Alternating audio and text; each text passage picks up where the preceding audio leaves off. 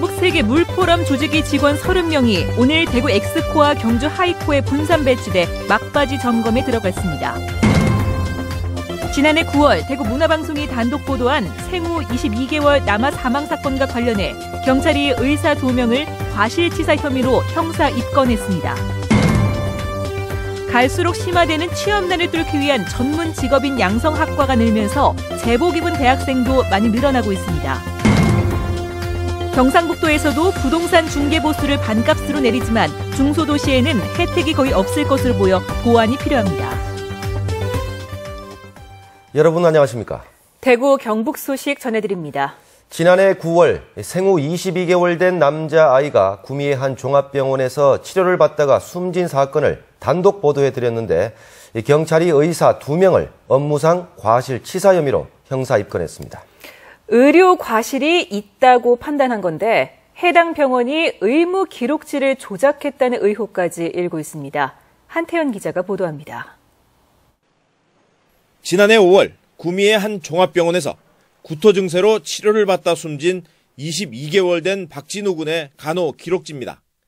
입원 당일인 오후 2시 50분 간호사가 환자의 얼굴이 많이 창백하다는 상태를 확인했고 의사에게 보고했다고 적혀 있습니다. 그리고 담당 의사의 의무 기록지에는 40분 뒤인 오후 3시 30분 담당 의사가 간호사로부터 진우 군의 건강 상태와 활력 징후를 확인했다고 돼 있습니다.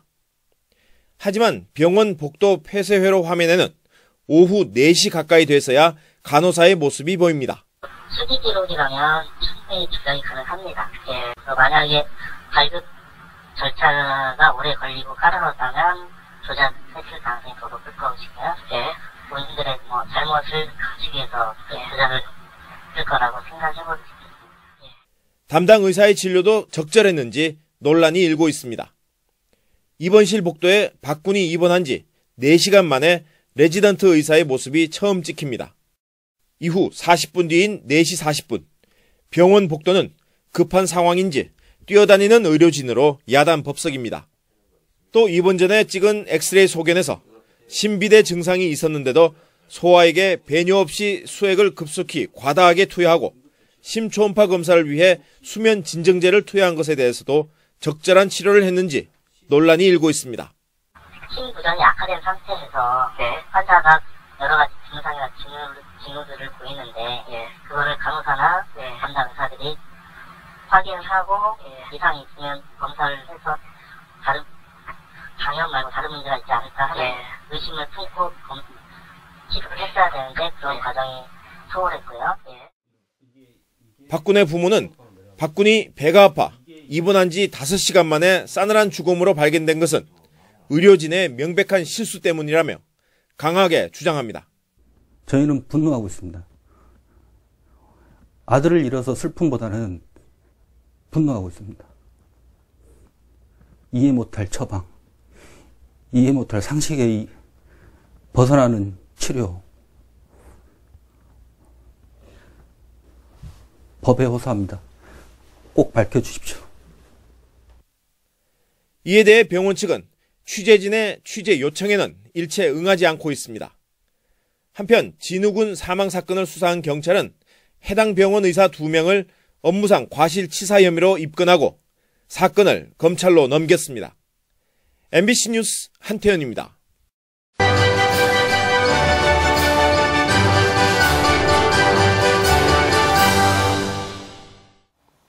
대구 경북 세계물포럼이 이제 엿새 뒤면 개막합니다. 대구문화방송은 세계물포럼 개막을 앞두고 물포럼과 물산업을 조명해보는 기획뉴스를 마련했습니다. 오늘은 첫 번째 순서로 세계 물산업의 흐름과 전망을 금교신 기자가 보도합니다. 전 세계적으로 물 부족에 시달리는 인구는 약 10억 명. 상수도 보급률은 세계 평균 54%에 불과합니다. 물 부족은 국가 간, 지역 간 분쟁을 낳았고 이를 해결하기 위해 인류가 머리를 맞댄 것이 바로 세계 물포럼입니다. 물 부족은 오염수를 정화시키는 산업 등 물 관련 산업의 성장을 가져왔습니다. 용도를 기준으로 물산업은 크게 수자원 확보와 해수 담수화 등을 근간으로 한 개발 분야와 농공업 용수에서 생수에 이르기까지 이용 분야, 그리고 합해수 처리와 수질 개선의 보전 등 3가지 분야로 나뉘어집니다. 지난 2013년 기준 세계 물산업의 시장 규모는 약 600조 원에 이르고 이 가운데 공공시설이 77%, 생수산업이 12.2%를 차지했습니다. 물산업은 연평균 4.3%씩 성장해 3년 뒤에는 시장 규모가 700조 원대로 예상되고 세계 주요 국가들은 상하수도 사업의 광역화를 통해 운영 부분까지 해외로 수출하고 있습니다. 운영회사들이 굉장히 오랫동안 운영하면서 또 소모품들을 대체하면서 제조업을 끌고 오고 하기 때문에 앞으로는 이제 그런 제조업과 운영 분야 쪽이 건설업보다 훨씬 더 중요해지고 건설업 위주의 국내 물산업의 시장 규모는 10조 원 가량으로 세계 시장의 1.6% 수준에 불과합니다. 그러나 3년 뒤에는 시장 규모가 12조 원대로 성장이 예상돼 잠재력이 큰 산업으로 평가받고 있습니다. 밸브라든가 각종 처리 장치에다가 우리의 좀 장점인 IT 기술 또는 뭐 BT 기술, 이 나노 기술 이런 것들을 접목해가지고 이렇게 좀 고도화된 어떤 제조업으로 진출하는 게 굉장히 유리하다고 생각하고 있습니다. 물산업은 에너지, 식량과 더불어 미래에서 가장 중요하면서 부가가치가 높은 3대 필수 산업으로 일컬어지고 있습니다. 대구 경북이 물의 올림픽이라 불리는 세계 물포럼을 유치한 궁극적인 이유가 바로 여기에 있습니다. MBC 뉴스 금교신입니다. 네, 앞서 보도해드린 대로 세계 물포럼은 물 관련 대형 국제 행사입니다. 개막이 임박하면서 그동안 서울에 있던 조직위원회도 대구와 경주에서 업무를 시작했습니다. 계속해서 박재영 기자가 보도합니다. 전 세계인들의 이목이 집중될 2015 대구 경북 세계 물포럼이 카운트다운에 들어갔습니다. 오는 12일 개막식을 앞두고 세계 물포럼 조직위원회가 대구 엑스코와 경주 하이코에 각각 사무실을 꾸리고 업무 조율에 나서기 시작했습니다. 조직위는 남은 기간 대구시 경상북도와 유기적인 협력을 통해 안전과 수송, 숙박, 의전 등 14개 분야에서 행사 준비와 점검에 집중합니다. 이제 마지막 남은 6일 동안 조금 미진한 부분이라든가 이런 데 좀 중점을 두고 추진하게 될 건데요. 39개국 294개 기업체가 참여하는 물 관련 전시장과 해외 전문가들이 참석하는 각종 회의장도 골격을 갖추기 시작했습니다. 대구시와 경상북도도 조직위가 지역의 내려옴에 따라 보다 효율적인 행사 준비가 가능해진 만큼 막바지 점검에 박차를 가할 계획입니다. 세계 물포럼 조직위원회가 지역에 둥지를 틀면서 물포럼 준비가 이제 본격화하고 있습니다. MBC 뉴스 박재영입니다. 경상북도는 일본 정부가 오늘 모든 중학교 교과서에 독도가 일본의 영토인데도 한국이 불법 점령하고 있다는 터무니없는 검정 결과를 발표한 데 대해 강력하게 항의하고 이를 즉각 폐기할 것을 촉구했습니다.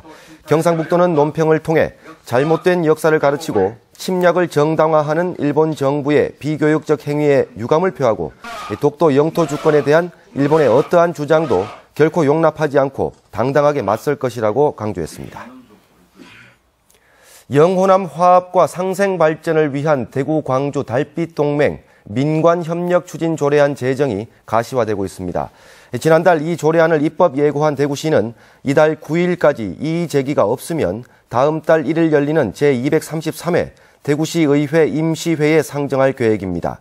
대구시와 광주시가 함께 발의한 이 조례가 제정되면 관이 주도하던 두 지역 간 협력 업무가 민간 주도로 바뀌고 영호남 교류 협력 사업도 활발해질 것으로 전망됩니다. 강원과 경기도에 이어 경상북도도 부동산 중개 수수료를 반값으로 내렸습니다. 대도시는 효과가 있겠지만 중소도시는 큰 영향이 없을 것으로 보여 지역 실정에 맞게 조정할 필요가 있다는 지적이 나오고 있습니다. 조동진 기자의 보도입니다.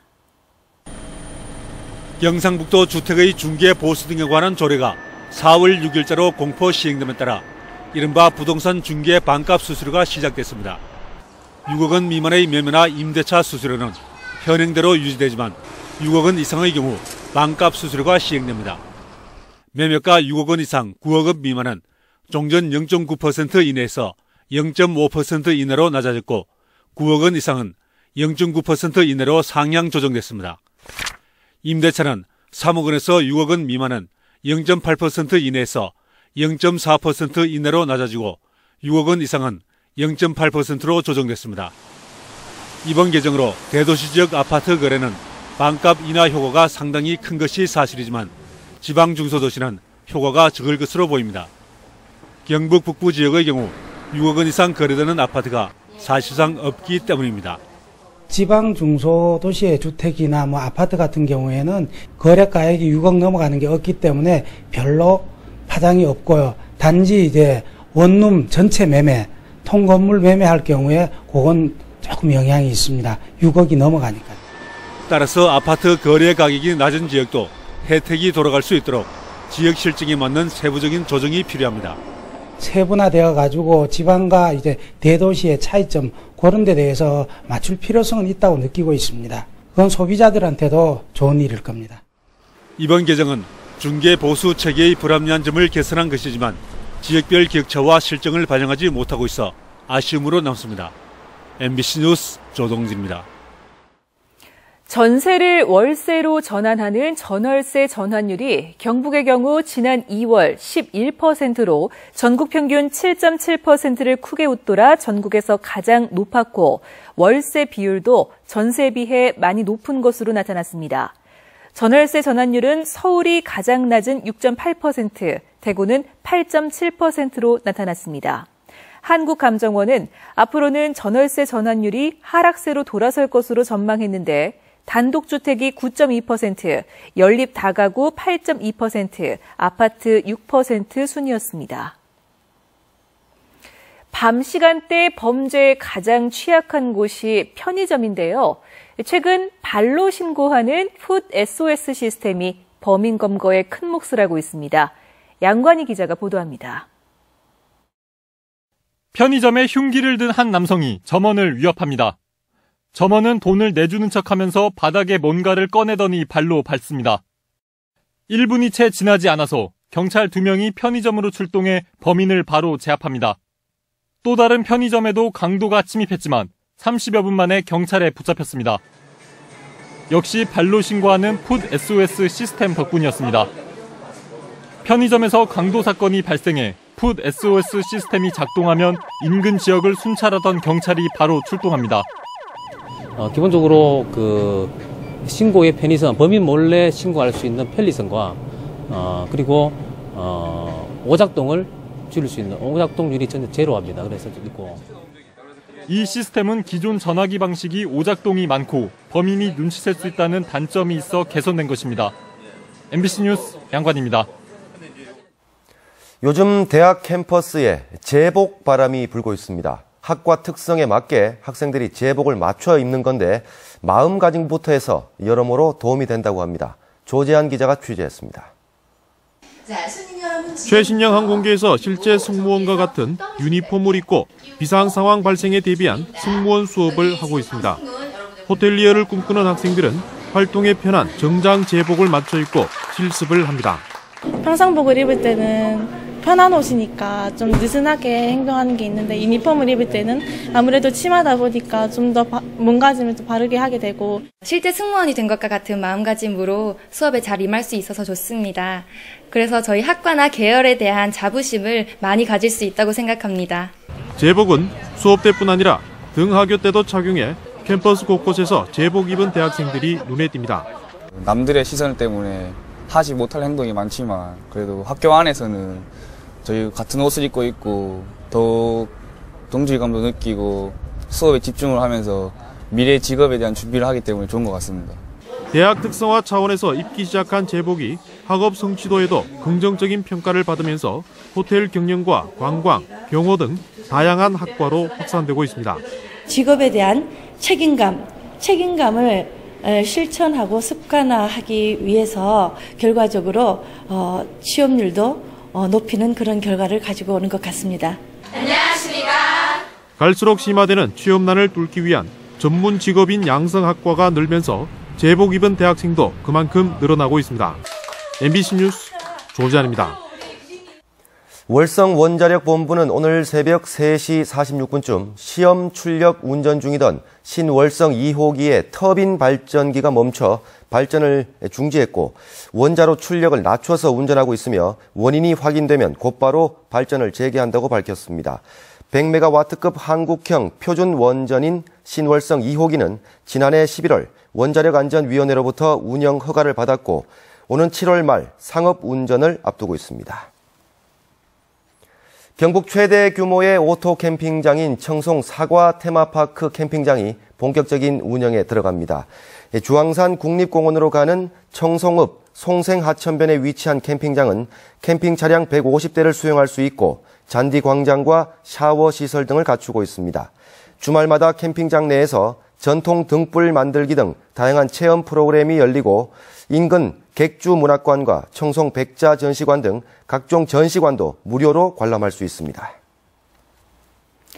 대구시는 소비자 물가지수 변동분을 통행료 조정에 반영하기로 한 협약에 따라 이달 중 통행료 심의위원회를 열어 유료 도로인 앞산터널로 파동 범물 구간 대형 차량 통행료를 700원에서 800원으로 100원 인상할 계획이라고 밝혔습니다. 지난해 앞산 터널로를 이용한 차량은 1,142만여 대로 이 가운데 2.4%인 27만 대가 33인 이상 버스와 5.5톤 이상 화물차 등 대형 차량인 것으로 나타났습니다. 대구 달서경찰서는 지난 2월 18일과 28일 두 차례에 걸쳐 54살 최모 씨 등 중고자동차 상사업주 4명이 사용하는 서대구공단 인근 공터에 몰래 들어와 전시 차량 67대를 흉기로 훼손해 1억 원 상당의 손해를 입힌 혐의로 51살 이모 씨를 구속했습니다. 경찰 조사 결과 이 씨는 10개월 전 자신이 운영한 중고자동차 상사를 최 씨에게 팔면서 세금 정산 등의 문제로 갈등을 빚어오다 범행을 저지른 것으로 드러났습니다. 통계청 인구 통계에 따르면 지난해 대구시의 출생아 수는 19,400명으로 한 해 전보다 100명이 늘어난 것으로 잠정 집계됐습니다. 지난해 전국적으로는 출생아가 한 해 전보다 1,200명 감소한 것으로 나타났습니다. 15살에서 49살까지 가임기 여성이 아이를 낳는 비율인 합계 출산율은 대구가 1.17명으로 전국 평균 1.21명보다는 낮은 것으로 나타났습니다. 새정치민주연합 영남권 5개 시도당의 연대기구가 부산에 이어 두 번째로 내일 대구에서 선거제도 개편을 위한 토론회를 엽니다. 내일 오후 2시부터 대구시의회에서 열리는 이번 토론회에서는 영남권 시도당위원장과 교수, 언론인 등이 참석한 가운데 권역별 비례대표제와 석패율제 도입 등 중앙선관위가 제시한 선거제도 개편안을 논의하고 영남의 정치지형 변화 방안을 모색합니다. 새정치민주연합 영남권 5개 시도당은 내년 총선에서 영남 지역 의석수 확보를 위해 토론회를 계속 여는 등 선거제도 개선에 역량을 결집할 계획입니다. 대구시가 내일부터 사흘간 택시 미터 검정의 정확성을 확보하기 위해 택시 미터 수리 전문 검정기관에 대해 지도 점검을 실시합니다. 네, 지금까지 대구 경북 소식 전해드렸습니다. 시청해주신 여러분 고맙습니다.